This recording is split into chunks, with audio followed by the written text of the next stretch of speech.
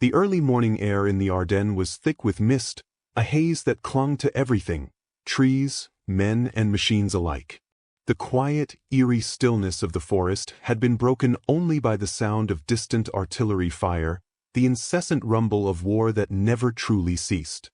Amidst the chaos of the battle, a small group of German soldiers trudged through the dense undergrowth, trying to navigate their way through the thickening fog. The forest, once a place of quiet beauty, now felt like an oppressive, hostile environment that mirrored the soldiers' grim circumstances. Among them was Klaus Richter, a young man who had become a soldier not out of fervent patriotism but out of necessity. War had come to his doorstep, and like many others, he had been swept up in its terrifying current. Klaus had grown up in a small town in Bavaria, far removed from the front lines, a place where the simple things of life, family, farm work, and the cycle of the seasons had been enough to keep his world in balance. But when war broke out, everything changed. The very ground beneath his feet had seemed to shift, sending him to the heart of a conflict he had never fully understood. By the time he found himself here, in the woods of Belgium, Klaus had already witnessed enough horror to last a lifetime. The carnage on the battlefield, the death of comrades, and the constant threat of annihilation had hardened him. Yet in moments like these, as he moved through the fog, there was a profound sense of unease that he couldn't shake. His body, sore from the endless days of marching, was covered in mud, his uniform torn from the brush and the incessant skirmishes. Klaus had always been a man of physical endurance, accustomed to hard labor and the demands of a farmer's life, but nothing had prepared him for the kind of exhaustion this war had instilled. The never-ending cycle of moving, fighting, retreating, and moving again had worn him down, leaving him feeling detached from the world he once knew. His eyes, dull and weary, seemed to look past everything, past the trees, past the faces of the soldiers around him, even past the sound of his own breathing. They had been moving for hours, maybe even days, through this desolate forest, with no clear sense of direction. Klaus was disoriented, barely able to keep his eyes open as the fatigue threatened to take over completely. The German army had been pushed back in the region, and the retreat had been nothing short of chaotic. There was no real plan, no clear leadership, just the desperate attempt to escape the tightening noose of the Allied forces closing in from all sides. Klaus didn't know much about the strategies, only that they had to keep moving, keep fighting, keep surviving. He had heard rumors of a breakthrough that could turn the tide, but in truth, it felt like a distant hope, something far removed from the cold reality of this battle. The days had blurred together in an endless, monotonous haze of fire, smoke, and bloodshed. As the fog continued to roll in, something felt different that morning. It wasn't just the weather or the sense of being hunted, it was the sudden, sharp realization that they were not alone. Klaus had been on alert for hours, the familiar tension of war never far from his mind, but now there was something else in the air. A slight rustling in the brush ahead. The sound of movement. His heart rate quickened. He motioned to the men behind him to slow down, signaling them to take cover. A part of him hoped it was nothing. A bird, perhaps, or the wind playing tricks, but the instincts of a soldier were never wrong. He crouched lower, blending into the terrain as best he could, his eyes scanning the dense woods ahead. The mist made it difficult to see, but his ears were sharp, listening for any telltale signs of the enemy.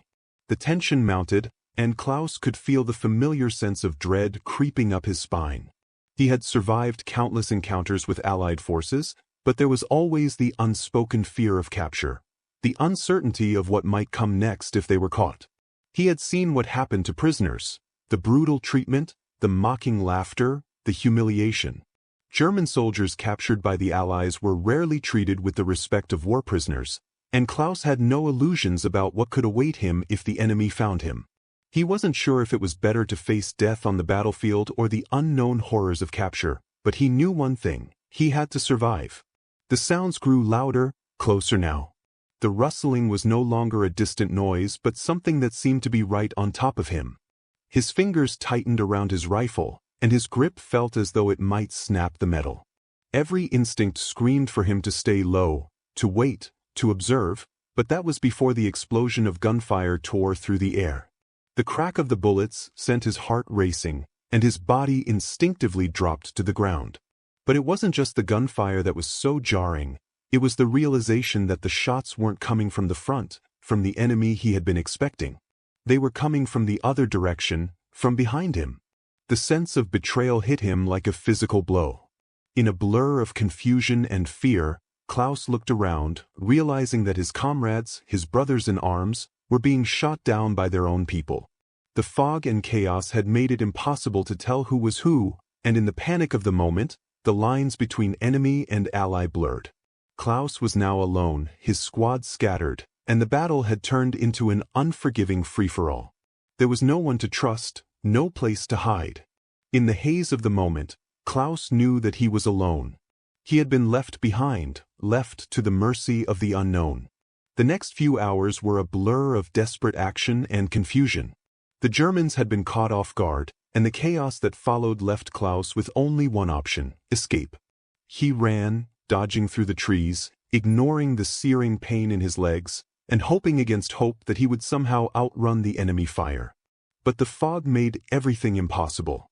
He was disoriented, his surroundings closing in on him, and for a brief moment he felt like the walls of the world were collapsing. It wasn't long before he realized that he was not alone. A group of British soldiers had found him. Captured. The word hit him harder than any bullet. He was surrounded by them now, British soldiers who had closed in on him, their rifles trained on his every movement. Klaus could feel his heart beating in his throat, a wild, panicked rhythm that drowned out everything else. He raised his hands, dropping his rifle. He had no other choice. He was alive, but he was now a prisoner. And as he stood there, trembling, a familiar sense of dread filled him.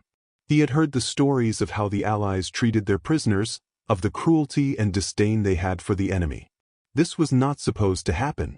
He was supposed to die fighting, not surrender to the enemy. But as the British soldiers approached, something unexpected occurred. One of them, a tall man with dark eyes, stepped forward and asked Klaus his name, not in anger or disdain, but in a tone that was almost curious, almost human. Klaus was taken aback. He had expected the harsh, dehumanizing commands he had heard from the other side, the insults, the threats, the orders to march. But here, in the midst of the battlefield, there was none of that. Instead, there was simply a question, soft and curious, like the soldier genuinely wanted to know who he was. And in that moment, Klaus felt the sharp pang of a realization that would change everything. The war, this entire nightmare, had turned men who had once been brothers into enemies. But now, for the first time, Klaus wondered if those lines could be blurred. If, perhaps, the true enemy was not the man in front of him, but the madness that had made them enemies in the first place. Klaus had been bracing for the worst. The stories he had heard about the fate of German soldiers captured by the British were filled with cruelty, rumors of mistreatment, torture, and the dehumanization of prisoners. The very thought of being captured had filled him with an unshakable dread, a fear that ran deeper than any fear of death itself. After all, if there was one thing Klaus had learned through the brutal experiences of war, it was that mercy was a rare commodity, especially when it came from the enemy. But as he stood there, hands raised in surrender, something entirely unexpected began to unfold before him. The British soldiers who had surrounded him seemed almost confused. He could see the tension in their eyes, the fatigue etched into their faces. They, too, were men who had been worn down by war, their spirits no less broken than his own. There was no immediate sense of triumph in their eyes, no cold, hateful stare that he had expected. Instead, there was a strange mixture of curiosity and wariness. The soldier who had spoken to him, asking his name so softly, stood before him now, not as an enemy, but as a fellow man caught in the same nightmare. The soldier's dark eyes looked at Klaus, not with the disgust he had braced himself for, but with something far more unsettling: sympathy. Klaus couldn't quite understand it. He had been prepared for anger, for disdain, but this was not what he had expected at all. The moment dragged on, stretched by the silence that hung in the air. Klaus could hear his own heartbeat, drumming in his ears like the steady rhythm of a war drum. His mind raced, but his body felt strangely frozen. Every instinct screamed for him to run, to break free, to escape from this unexpected vulnerability. But he knew there was no chance. They had him surrounded, and he had nowhere to go. He had already fought his last battle in this forest. The enemy was here now, not in the form of soldiers with weapons aimed at him, but in the form of something much more unsettling. It was the unknown, the feeling of being caught in a trap that he couldn't escape from, a sense of vulnerability that went beyond the physical threat. The soldier's question echoed in Klaus' mind, "What's your name?" The words had been spoken so softly, as if the man was asking about a friend, not a prisoner. Klaus hesitated. It was a simple question, and yet it felt like the most important one he had ever been asked. He had been trained to fight, to kill, to survive, but no one had ever asked him who he was before. They had always seen him as a faceless enemy, an extension of a uniform, a representation of the force he belonged to.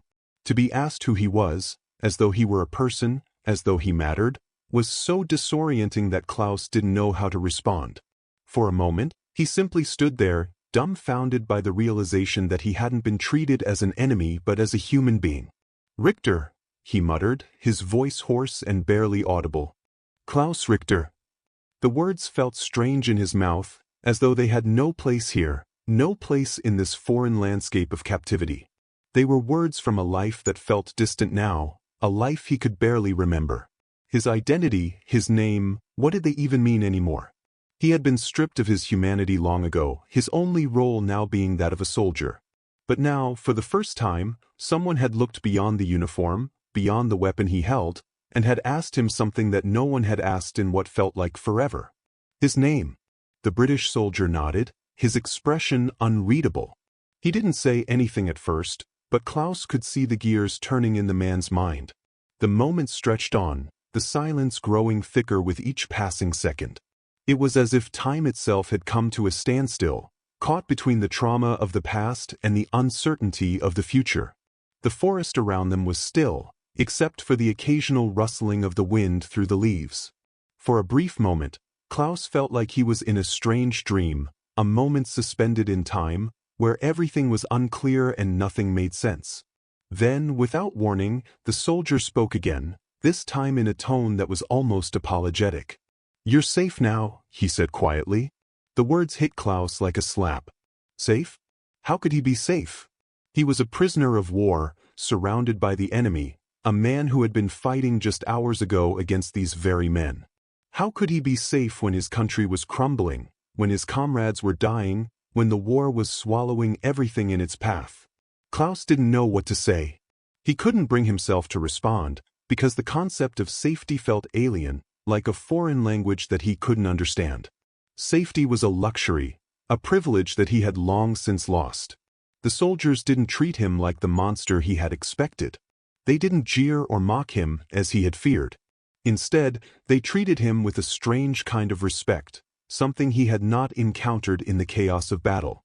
His hands were untied, but his every movement was still watched carefully, as though they were waiting for him to make a sudden, violent move. He could feel their eyes on him, but there was no malice in them, no sense of victory in capturing the enemy. It was as if they too had become prisoners of the same war, and in their exhaustion and fear, they could see him not as a German soldier, but as another soul dragged into this hellscape. Over the next few hours, Klaus was moved with the other prisoners, led away from the battle zone, and placed under guard in a temporary holding area. The area was nothing more than a makeshift camp, surrounded by barbed wire, with tents and cots scattered around. The British soldiers gave him water and food, not the stale, unappetizing rations that soldiers were used to, but real food, bread, cheese, and a small portion of meat. Klaus took the food hesitantly, his hands trembling as he held the cup of water to his lips. The hunger in his stomach gnawed at him, but he could hardly bring himself to eat. The food tasted like nothing, like cardboard, but he ate it nonetheless, trying to quiet the gnawing emptiness inside him. As the hours stretched into the night, Klaus found himself sitting alone on a cot, the others too distant to talk to, lost in their own thoughts. He had been a soldier for so long, fighting for a cause that now seemed meaningless, and now he was here, alone and unimportant, sitting in a British prisoner camp. The sounds of the night were distant, muffled by the thick walls of the camp. The firelight flickered in the distance, casting strange shadows on the ground. Klaus felt an overwhelming sense of loneliness, not just for himself, but for the entire war, for everything that had been lost in this madness. The names of the dead haunted him, the comrades who had fallen beside him, the soldiers who had been swallowed by this endless, senseless conflict. And yet, as strange as it seemed, there was a part of Klaus that felt a strange kind of relief. He was alive. He was not dead, not broken, not lost. He had survived. That, at least, was something. The British soldiers had treated him with a dignity he had not expected, and though he was still a prisoner, something had shifted inside him. The war, which had divided men and turned brothers into enemies, had, in this moment, revealed a different truth, one that Klaus could not yet fully understand, but one that, in time, would change everything he believed about the enemy, about war, and about what it meant to be human. As he lay there, staring up at the dark sky above the camp, Klaus realized something else, something even more unsettling than the kindness he had received. He had been prepared for the worst, for brutality, for cruelty. But instead, he had been treated with something far more troubling: humanity. The British soldiers had seen him not as a soldier of the enemy, not as a faceless enemy, but as a man. And in that moment, Klaus understood that the war he had been fighting was not simply a battle between nations, but a battle between humanity itself. The true enemy was not the men who held him captive, but the war itself, the monster that had devoured everything in its path. As the days passed in captivity, Klaus found himself increasingly detached from the familiar rhythms of war. The constant barrage of gunfire, the stench of blood, the relentless fear of death, all of it had become a distant memory. In its place, there was an unnerving quietude, one that allowed space for thoughts and feelings that Klaus had long buried beneath the demands of survival. He was no longer on the front lines, no longer fighting for a cause that seemed to grow more meaningless with each passing day. Instead, he was here, a prisoner of war, surrounded by the men he had once considered his enemies. And yet, something had shifted within him. The face of the enemy had changed, and with it, the reality of what he had once believed. At first, Klaus had been too consumed by the shock of capture to understand the full scope of what was happening. He had expected to be treated with hostility, to be stripped of his dignity, to endure the same kind of brutal treatment he had seen meted out to prisoners in other parts of the war. But what he encountered in the British camp was something entirely different. The soldiers who guarded him were not the cold, distant figures he had expected. They were instead men, tired, hungry, and scared just like him.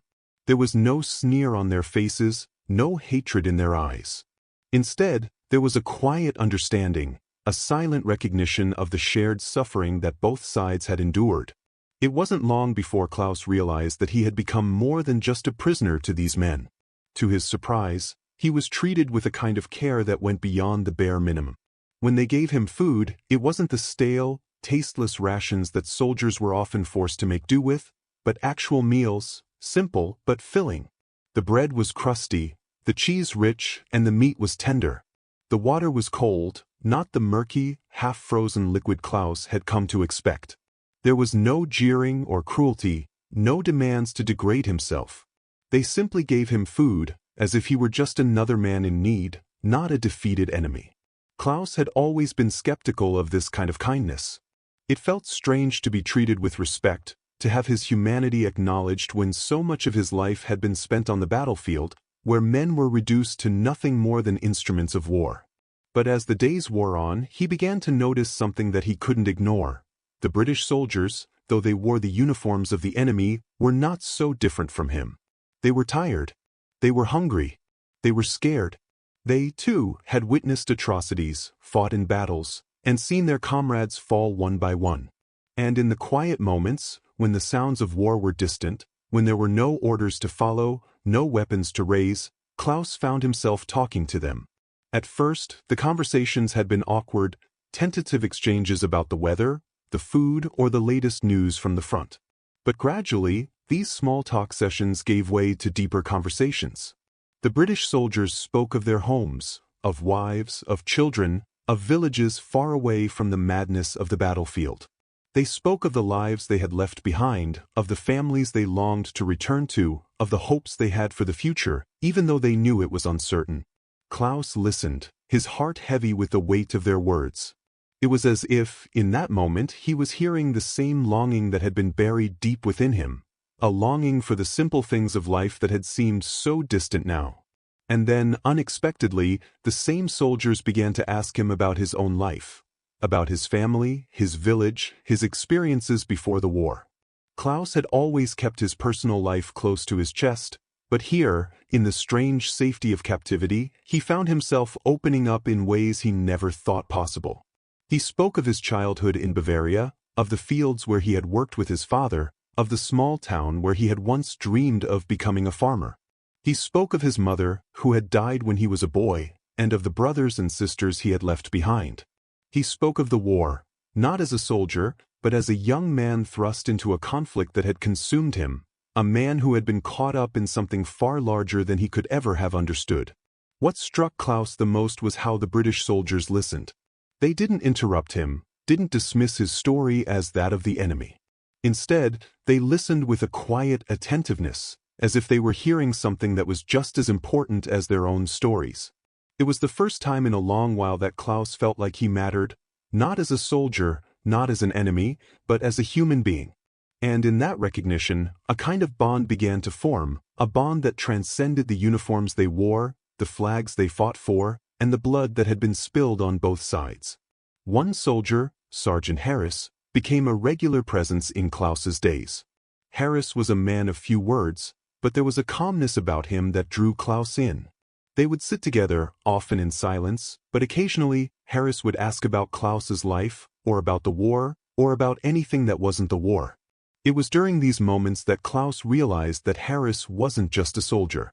He was a man, trying to survive, trying to make sense of the chaos that had overtaken the world.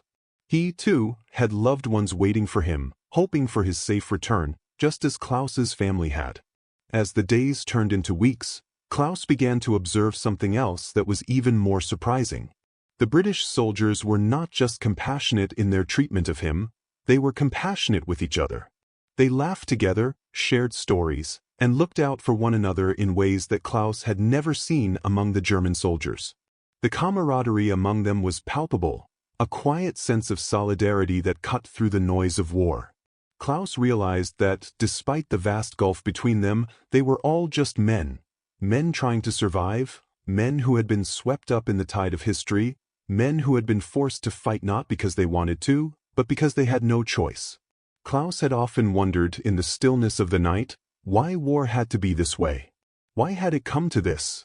Why had so many men been sent to kill each other, to tear apart families and cities, to destroy everything that they held dear? In his conversations with Harris and the others, Klaus began to see a painful truth, that the war was not just about ideologies or politics or the ambitions of leaders. It was about men, ordinary men, caught in a struggle they had never asked for, fighting battles that had nothing to do with them. The lines of enemy and ally, of good and evil, began to blur in Klaus's mind. The men who had once been his enemies were not so different from him. They were fathers, sons, brothers, just like him. But there was still a part of Klaus that struggled to reconcile this new understanding with the reality of the war. He had been a soldier, a part of the German machine that had brought so much destruction to the world. He had fought for a cause that, in hindsight, seemed increasingly hollow, but that he had believed in at the time.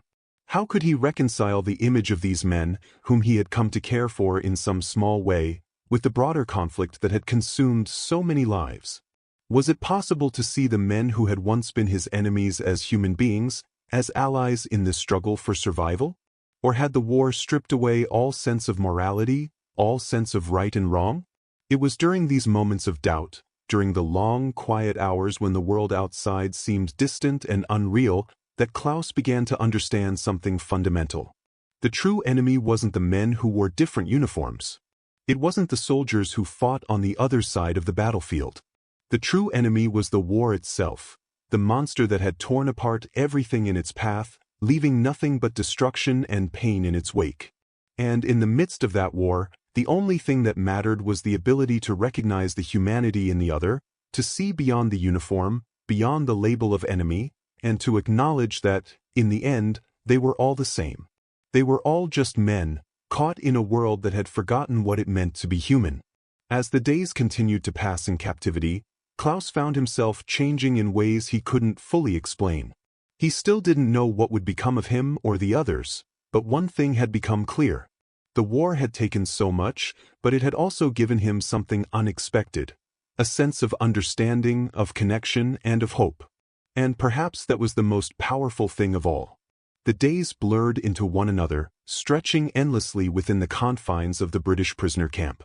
Klaus had been there for weeks now, but the sense of alienation that once clung to him like a second skin had slowly faded.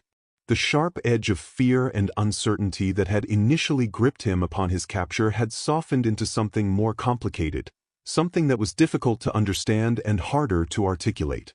He had expected hatred, bitterness, and harsh treatment, yet he had been met with something far different: respect, compassion, and even kindness. The soldiers who guarded him were not cold and distant. They were men who, like him, had been shaped by the same brutal circumstances, their lives entwined with the madness of war. He had entered this camp as an enemy, but slowly, through the hours of conversation, the shared silence, and the kindness extended to him, the walls between him and the men around him had started to crack. Sergeant Harris, the soldier who had spoken to Klaus with such quiet empathy when he was first captured, had become a constant presence. Harris was a man of few words, but there was something in his manner that had drawn Klaus in. He was not one for grand gestures or speeches. He was simply there, offering a cup of tea when Klaus felt most weary, sitting by him when the silence grew unbearable, asking nothing but a quiet companionship in return. The more Klaus observed him, the more he began to understand the weight of Harris's presence. This man, this soldier of the enemy, was a person, not a symbol of all that Klaus had been taught to despise. He had a family, a history, a life that existed beyond the battlefield, just as Klaus did. The realization was slow to come, but when it did, it was overwhelming in its simplicity. Klaus began to talk to Harris more frequently, and the conversations, once stilted and awkward, began to flow more freely. They spoke of their families, Harris's wife, who he described as the backbone of his life, and Klaus's younger sister, who had been his closest companion before the war had taken everything from him. They spoke of the places they had grown up, the towns that had been shattered by the violence of war, the lives they had once known and lost. These conversations were not about politics or strategy, nor were they about the ideological differences that had driven their armies to fight. They were about what had been lost, the human cost of the war, the deep scars that each of them carried, the emotional wounds that could never be healed by victory or defeat.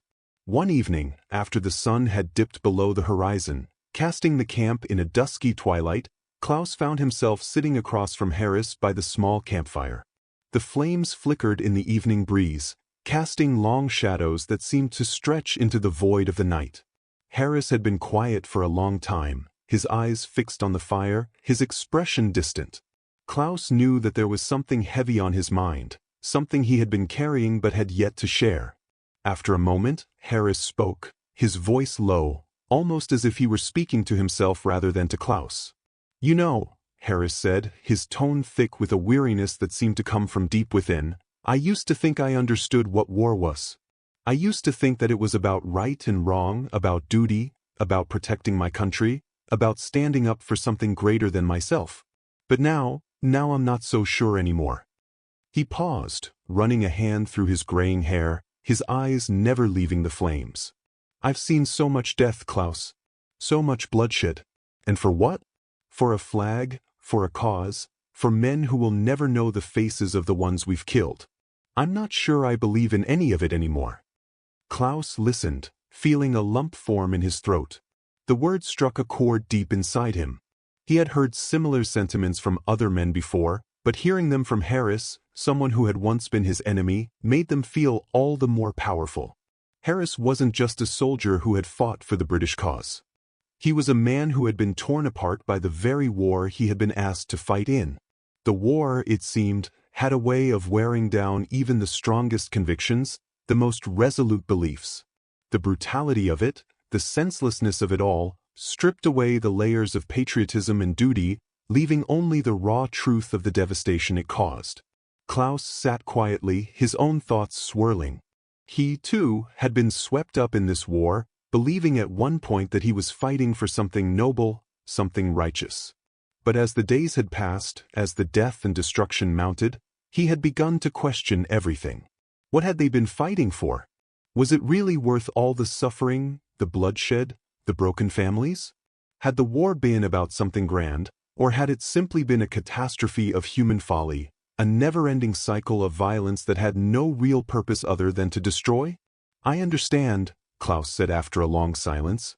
His voice was hoarse, his throat tight with emotion. "I used to think the same. I thought we were fighting for something greater, something that would make all the pain and loss worth it. But now, I don't know anymore.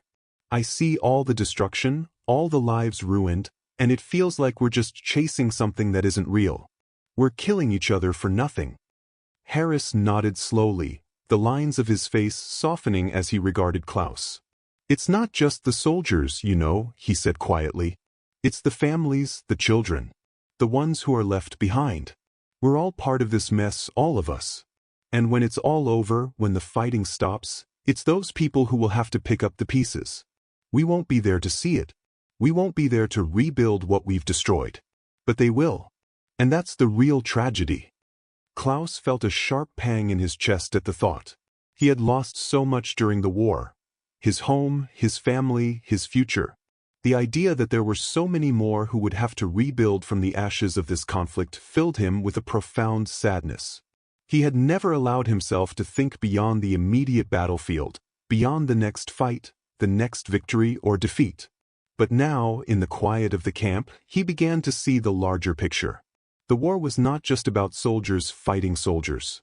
It was about the generations that would come after them, the lives that would be forever altered by the choices made in these terrible years. The next day, as the camp continued its routine, Klaus found himself reflecting more on Harris's words. There was a part of him that still clung to the idea that the war had been necessary, that it had served some higher purpose. But with each passing day, the cracks in that belief deepened. He had seen the toll that the war had taken on everyone involved, on the soldiers who fought, the families who waited, and the civilians who had been caught in the crossfire. He had seen the faces of the dead, the bloodied bodies of young men who had been just like him, men who had once had dreams and hopes and futures.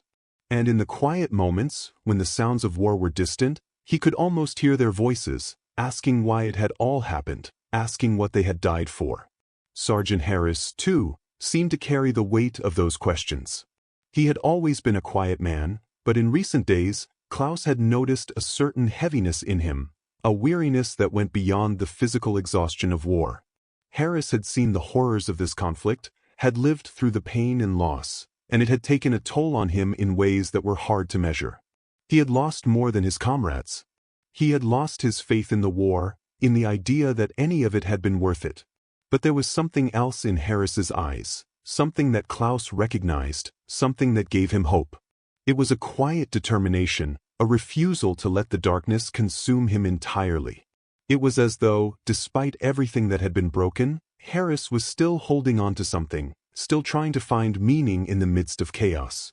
And Klaus realized, in that moment, that perhaps that was what separated the soldiers who truly survived from those who were lost. It wasn't about the victories or the defeats. It wasn't about the flags or the ideologies. It was about holding on to the last shred of humanity, the last piece of hope, and refusing to let the war take that from you. Over the coming weeks, Klaus and Harris spoke more about the future, about the world that would emerge from the ashes of the war. They spoke about the possibility of peace, of a time when the bloodshed would end, and the survivors would have a chance to rebuild. Klaus didn't know if that time would ever come, but in the quiet moments when the two of them sat together, there was a sense of solidarity, a sense that, despite everything, they were not so different. They were both men who had been caught in a storm not of their making, both men who had lost everything but had somehow managed to hold on to the things that truly mattered: hope, humanity, and the belief that someday, somehow, there might be a way out of the madness. For the first time in a long while, Klaus allowed himself to believe that it was possible. It was a small hope, fragile and tentative, but it was there, growing in the space between him and the men who had once been his enemies. And perhaps that was enough.